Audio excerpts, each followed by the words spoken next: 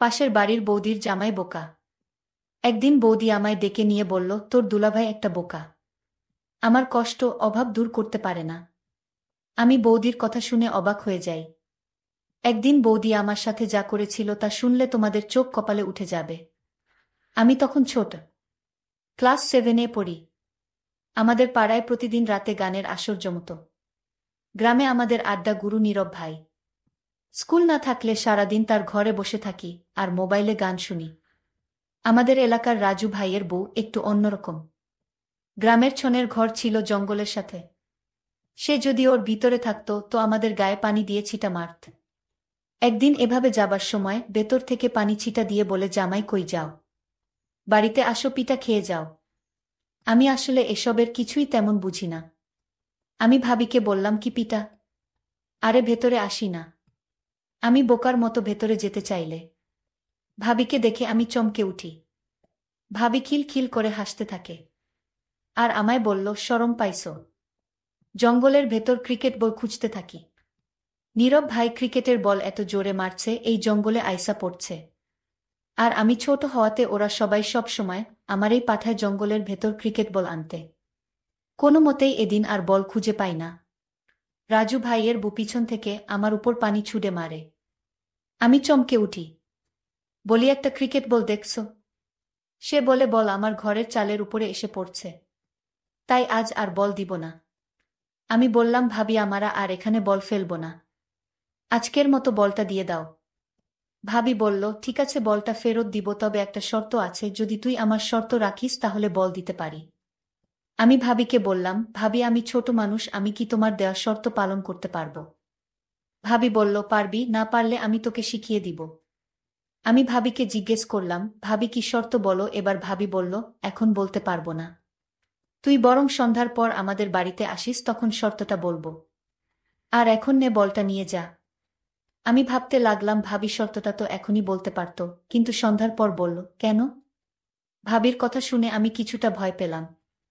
কি জানি বলে বসে তার কোনো হিসাব আছে? আমি ক্লাস 7-এ পড়লে কি হবে?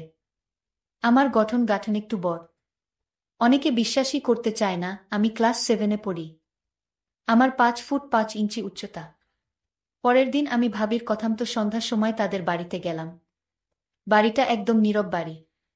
আমি ভাবিকে বললাম, ভাবি তুমি আমায় কিসের শর্ত দিবে বলেছিলে, আমি আজ তো আসলাম সেই শর্তটা শুনতে। ভাবি বলল, এটা কোনো শর্ত না রে, আমার দুঃখের গল্প। আমি যদি আমার গল্পটা তোর সাথে শেয়ার করি তাহলে তুই কি এর সমাধান দিতে পারবি? আমি বললাম, ভাবি আমি মানুষটা ছোট হতে পারি, কিন্তু আমার বিষয়ে তুমি জান না, আমি ছোট হলেও কোনো কাজে এ পর্যন্ত ব্যর্থ হয়নি। ভাবি তখন খুশি হয়ে বলল, সত্যি বলছিস তুই? আমি জানতাম তুই মাত্র 7-এ পড়িস, কি বুঝবি তুই। ভাবি তুমি তোমার কষ্টের গল্পটা বলো, আমি শুনতে চাই। আর যদি আমি গল্পটা শুনে তোমার সমস্যার সমাধান করে দিতে পারি তাহলে আমি জানি তুমি আমায় কোনোদিন ভুলতে পারবা না। এতটুকু বাচ্চা ছেলের সাহস দেখে আমি অবাক হয়ে গেলাম। এই বাচ্চা ছেলে আমাকে যেভাবে উৎসাহিত করেছে, আমি তার কথা শুনে অনেক খুশি হলাম। আর মনে মনে ভাবলাম আমি ওকে দিয়েই সব দূর করব। ওকে দিয়ে আমার সমস্যার সমাধান করিয়ে নিব। আমি ভাবিকে বললাম, ভাবি তুমি কি ভাবছো এমন করে? তোমার কষ্টের গল্পটা বলো, আমি শুনি। ভাবি তখন বলল, ঠিক আছে তাহলে শোন। তোর দুলাভাই একটা বোকা। আমার কোনো কথা সে রাখে না। সে আমার সাথে পারে না। প্রতিদিন রাতে ঘরে এসে ভাত খেয়ে মরার মতো ঘুমিয়ে পড়ে। আমার কোনো আবদার তোর দুলাভাই রাখে না এবং পূরণ করতে পারে না। সে সব সময় আমার কাছ থেকে দূরে থাকে। আমি মানুষের সাথে আমার জীবনটা কাটানো খুব কষ্টের। তোর দুলাভাই সবসময় প্রতিদিন বলে আমার শরীরটা আজ ভালো না। আচ্ছা তুই বলতো এভাবে কি আর সংসার চলে? এই সংসারে আমি চলে যেতে চাই, কিন্তু আমার মা বাবা তো অসহায়, আমি তাদের কষ্ট দিতে চাই না। আমার বাবা যখন আমায় ফোন করে জিজ্ঞেস করে, কেমন আছিস মা, আমি তখন বুক ভরা কষ্ট নিয়ে বলি, ভালো আছি বাবা। কিন্তু আমার তো মনের ভিতর শান্তি নাই। আমি তো একটু সুখের ছোঁয়া পাই না এই সংসার থেকে। আর তাই আমার মা বাবাকে মিথ্যা সান্ত্বনা দেই যে আমি ভালো আছি। আচ্ছা তুই বলতো একটা সংসারে মেয়েরা কি চায়? এই সংসারে আমি বেঁচে থেকেও যেন মরে আছি। তোর দুলাভাইরে কত করে বললাম, কবিরাজ দেখাও, সে আমার কোনো কথাই কানে নেয় না। সে তার নিজের ইচ্ছামতো চলাফেরা করে। আমার ভালো মন্দ কোনো খোঁজ খবর রাখে না। ভাবির কথা আমি খুব মনোযোগ সহকারে শুনছিলাম। ভাবির কথাগুলো শুনে আমি বুঝতে পারলাম ভাবি কিসের অভাব বোধ করছে। ভাবি আমাকে আরো বলল, তোর দুলাভাই সারাদিন বোকার মতো ঘোরাফেরা করে। অনেকদিন যাবত আমি ভালো খাবার খেতে পারছি না। ভাবির এই কথাটা শুনে আমার খুব কষ্ট হলো। ভাবি দেখতে অনেক সুন্দরী। এরকম বোকা একটা জামাই ভাবির কপালে জুটল। যাই হোক, আমি ভাবির সমস্ত কথা শুনে বুঝতে পারলাম ভাবি এই সংসারে সুখে নেই, বরং সুখের অভিনয় করে যাচ্ছে তার মা বাবাকে খুশি করার জন্য।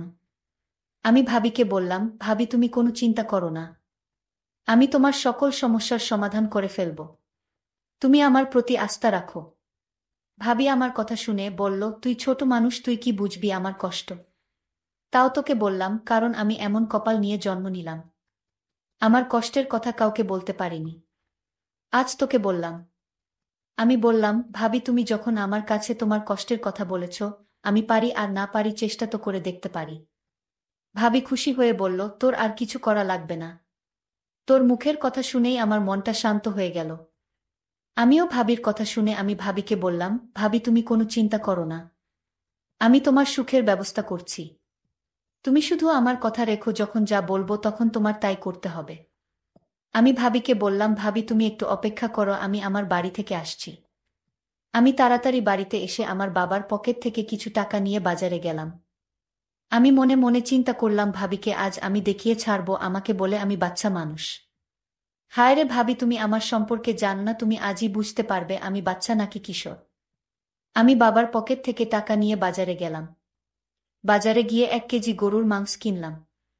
আলু, পেঁয়াজ, রসুন, ভাবির জন্য সাবান, ফেস ওয়াশ, মুখের ক্রিম, হাতের ছুরি ইত্যাদি কিনে ভাবির বাসায় নিয়ে গেলাম। ভাবি আমার হাতে বাজার দেখে অবাক হয়ে গেল। আমি ভাবিকে বললাম, ভাবি চিন্তা করো না, তুমি এখানে বসো, দেখো তোমার জন্য কত কি এনেছি। আমি ভাবিকে যখন সকল সামগ্রী দেখালাম, ভাবি তখন বলল, তুই বাচ্চা মানুষ, এত টাকা কোথায় পেলি। আমি বললাম, ভাবি আমি এই টাকা জমিয়ে রেখেছিলাম, আমার কাছে আরো অনেক টাকা আছে ভাবি। ভাবি তখন বলল, এসব আমি নিতে পারবো না। তোর দুলাভাই জানলে আমি কি জবাব দিব, একবার ভেবে দেখেছিস। ভাবিক বললাম, তুমি বলবে বাবার একটা গরু ছিল, সেটা বিক্রি করে কিছু টাকা আমাকে খরচ করার জন্য দিল। তোর মাথায় তো দারুণ বুদ্ধি, কিন্তু আমার জন্য তুই এত কিছু করবে কেন। আমি তোর কি হই। আরে ভাবি, একটা গান আছে না, মানুষ মানুষের জন্য। আমিও মানুষ, তুমিও মানুষ, শুধু এইটুকু জেনে রাখো। আর তাছাড়া আমার তো আর বড় ভাই নেই, আমার কোনো ভাবিও নেই। যদি আজ আমার একটা ভাবি থাকতো, আর সেই ভাবি যদি তোমার মতো কষ্টে থাকতো, তাহলে আমি কি তাকে ফেলে দিতাম? আমি তাকে হেল্প করতাম না? ভাবি তখন বলল, আসলে সত্যি তোর অনেক মেধা আছে, তুই ছোট হলে কি হবে, তোকে আল্লাহ অনেক জ্ঞান বুদ্ধি দিয়েছে, তুই ভবিষ্যতে অনেক বড় হবি। আমি ভাবিকে বললাম, ভাবি এবার কথা বাদ দিয়ে রান্না করো। আজ তুমি গরুর মাংস দিয়ে ভাত খাবে, আমিও তোমার সাথে খাবো, অনেক ভালো লাগবে। বলতেই ভুলে গিয়েছিলাম, যাকে আমি বাচ্চা বলে ডাকি, তার নাম সজীব, তার মা বাবা। ভালো লাগবে। বলতেই ভুলে গিয়েছিলাম, যাকে আমি বাচ্চা বলে ডাকি, তার নাম সজীব, তার মা বাবা আছে। তাদের একটা মাত্র সন্তান, সে হচ্ছে সজীব। আর একমাত্র সন্তান বলে সজীবকে তার বাবা মা অনেক স্নেহ করে, যখন যা চায় তাই দেয়। আমি সজীবকে বললাম, সজীব তুই বস, আমি রান্না করি। সজীব তখন বলল, ভাবি আমি তোমার সাথে রান্নায় হেল্প করি। আমি বললাম, ঠিক আছে কর। আমি আর সজীব মিলে রান্না শেষ করে ঘরে নিয়ে যখন খেতে বসবো, ঠিক তখনই আমার বোকা জামাই বাড়িতে হাজির। সজীব আমার স্বামীকে ভয় পেয়ে সে কাঠের তলে লুকিয়ে পড়ল। আমার হাবলা স্বামী আমায় জিজ্ঞেস করল, কিরে সোনিয়া, আজ ঘরে মাংসের ঘ্রাণ পাচ্ছি কেন, মাংসের ঘ্রাণ কোথায় থেকে আসছে। আমি তখন আমার বোকা স্বামীকে বললাম, আমার বাবা এসেছিল আজ দুপুরে, আমার জন্য অনেক কিছু নিয়ে আসছে। তুমি তো আমার বরণ পোষণ করতে পারো না, আর তাই বাবা আমার জন্য হাতের ছুরি, মুখের ক্রিম, ফেস ওয়াশ, ব্যাগভর্তি বাজার নিয়ে আসছিল। আমার স্বামী এই কথা শুনে বলল, আমার সুর আব্বার এত দরদ হয়েছে আমাদের প্রতি, হঠাৎ এই দরদ কেন। যাই হোক, অনেকদিন পর ঘরে মাংস রান্না হলো, দাও পেট ভরে ভাত খাই। আমি মনে মনে বললাম, শুধু খেতেই জানো, ঠিকমতো দিতে জানো না। এইদিকে সজীব কাঠের নিচে শুয়ে ঘুমিয়ে পড়ল। আমি আমার স্বামীর জন্য ভাত আর মাংস নিয়ে তার কাছে গেলাম, তাকে খেতে দিলাম। সে শুধু মন ভরে ভাত খাচ্ছে। আর একটা বার জিজ্ঞেস করল না। তুমি খাবে না, আমার সাথে তুমিও খাও না। সে তো এই কথাটা বলতে পারত, কিন্তু তার মাথায় এতখানি বুদ্ধিও নেই। শুধু নিজের বুঝটাই বুঝে। আমার কষ্টটা একবারও জানতে চায়নি। যাই হোক, সে খেয়ে ধেয়ে বিছানায় শুয়ে নাক ডেকে ঘুমাচ্ছিল। আমি তখন কাঠের নিচে সজীবকে বললাম, সজীব আয়, সজীব তোর দুলাভাই ঘুমিয়ে গেছে। দেখি সজীব ঘুমিয়ে পড়েছে। আমি তাকে হুঁশ করার জন্য একটু পানি ছিটা দিলাম। তখন সে লাফ দিয়ে উঠে পড়ে। আমি তাড়াতাড়ি কাঠের তল থেকে বের হয়ে বাহিরে চলে আসলাম। আর ভাবিকে বললাম, ভাবি আমি আজ চলে যাই, বাবা মা আমার জন্য চিন্তা করছে। কাল আসব। আর ভাবি তুমি আমায় একটা কথা দাও। কি কথা? তুমি রাতে পেট ভরে মাংস দিয়ে ভাত খেও। আমার কথা না রাখলে আমি আর কোনোদিন তোমার বাড়িতে আসব না। ঠিক আছে, আমি সত্যি খেয়ে নিব, এখন তুই বাড়িতে যা। আমি বাড়িতে চলে আসলাম। রাতে শুয়ে শুয়ে শুধু ভাবির কথা চিন্তা করতে লাগলাম। আমার সারারাত অস্থির অস্থির লাগছিল। আমি কিছুতেই এই রাতটা ঘুমাতে পারলাম না। আমি সিদ্ধান্ত নিলাম, যে করে হোক ভাবির সমস্ত কষ্ট দূর করতে হবে। আর দুলাভাই যা পারে না তা আমি করে দেখাব। ভাবির কোনো সন্তান নাই। বিয়ে হয়েছে 5 বছর হয়েছে, তাও তাদের কোনো সন্তান হয়নি। আমি সিদ্ধান্ত নিলাম ভাবিকে এই নরকে আর রাখব না। আমি তাকে সমস্ত সমস্যার সমাধান করব। পরের দিন দুলাভাই গঞ্জে চলে গেল। আজ মনে হয় রাতে ফিরতে পারবে না। ফিরতে ফিরতে কাল সকাল নাগাদ হবে। আমি তাড়াতাড়ি ভাবির বাড়িতে গেলাম, গিয়ে দেখি ভাবি শুয়ে আছে। আমি ভাবিকে ডাক দিলাম, ভাবি এই অবেলা শুয়ে আছো কেন? শরীর খারাপ নাকি? ভাবি বলল, আমার কোমরটায় প্রচুর ব্যথা হচ্ছে। আমার স্বামী এ পর্যন্ত আমায় কোনো ওষুধ কিনে দেন নাই। আমি ভাবিকে বললাম, ভাবি আমি তোমার জন্য ব্যথার ওষুধ নিয়ে আসি। ভাবি বলল, না লাগবে না। আমি ভাবিকে বললাম, ভাবি ট্যাবলেট না খেলে তো ব্যথা সারবে না ভাবি। সজীব ভাই আমার, আজ আমি অসহায়, আমার পাশে কেউ নেই। আজকের কোমর ব্যথায় মনে হয় আমি মরে যাব। এই জন্যই তো বললাম ঔষধ নিয়ে আসি। ভাবি বলল, ঔষধ লাগবে না। তুই কোমরটা একটু মালিশ করে দে, তাহলেই ব্যথাটা কমে যাবে। আমি ভাবির এমন কথা শুনে আমার কেমন জানি লাগছিল। আমি বললাম, ভাবি আমি পারবো না মালিশ করতে, আমি বরং ডাক্তার নিয়ে আসি। ভাবি তখন আমায় বলল, আরে বোকা ছেলে, এই ব্যথা মালিশ ছাড়া কমবে না।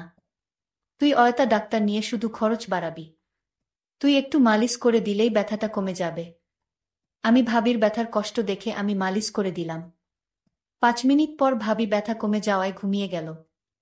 আর আমার মনের আশা করে নিলাম। আর ভাবিও এটাই চেয়েছিল।